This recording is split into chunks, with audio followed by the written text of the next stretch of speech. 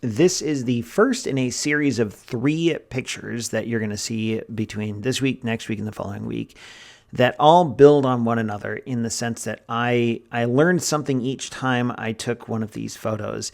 And all of them take place in a location I've never been to, in a type of, or that allowed me to take the type of photo I've never been able to take before. This is the beach of St. George Island in the Florida Panhandle. My family and I took a vacation here with some friends of ours, and I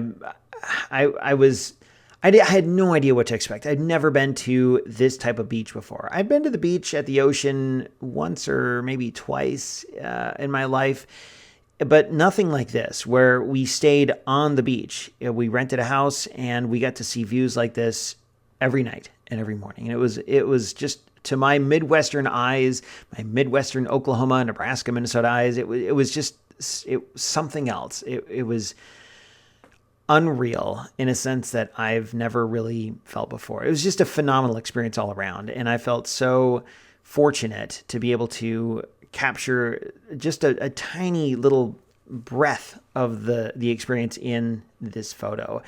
I had never taken a photo like this before, so I don't even know what to do. Like, how do you set your exposure? How do you set what do you even look at? What do you look for? How do you compose this shot? I have my Fuji X100F. I didn't want to use it too much because there's sand all over the place. I don't want to get sand in my camera. So there was all these things to consider, or even sand in my tripod. I have my Peak Design travel tripod because that tripod is amazing, but I didn't want to get it full of sand and salt water. So there's all sorts of things to consider.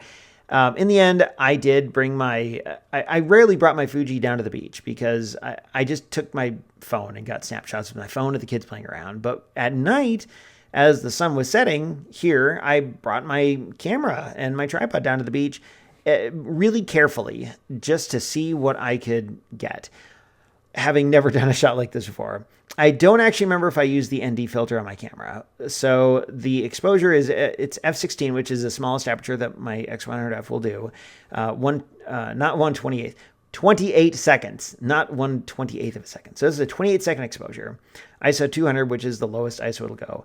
And the waves were just like coming, not like fast and furious, but there was these constant waves. It's the beach, it's the ocean, but they're all smoothed out. It just turned to glass here because of the long exposure.